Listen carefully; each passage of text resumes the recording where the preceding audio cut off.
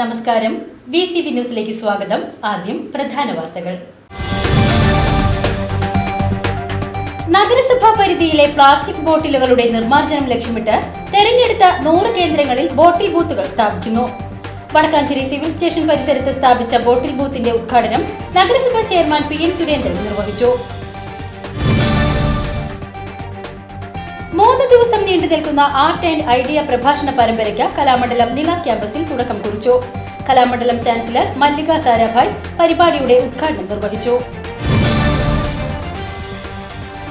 ഗ്രാമീണ മേഖലയിൽ ദാരിദ്ര്യ നിർമ്മാർജ്ജനം ലക്ഷ്യമിട്ടുകൊണ്ട് കേന്ദ്ര സംസ്ഥാന സർക്കാരുകൾ രൂപം നൽകിയ പദ്ധതിയായ സ്റ്റാർട്ടപ്പ് വില്ലേജ് എന്റർപ്രണർഷിപ്പിന്റെ ബ്ലോക്ക് തല ഉദ്ഘാടനം നടന്നു.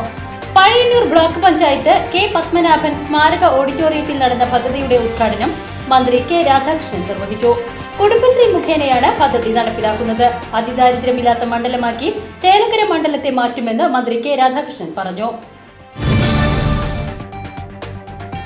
കാർഷിക ജീവിതം ദുരിതത്തിലാക്കി മച്ചാട് മേഖലയിൽ വന്യജീവികൾ വിലസുന്നു.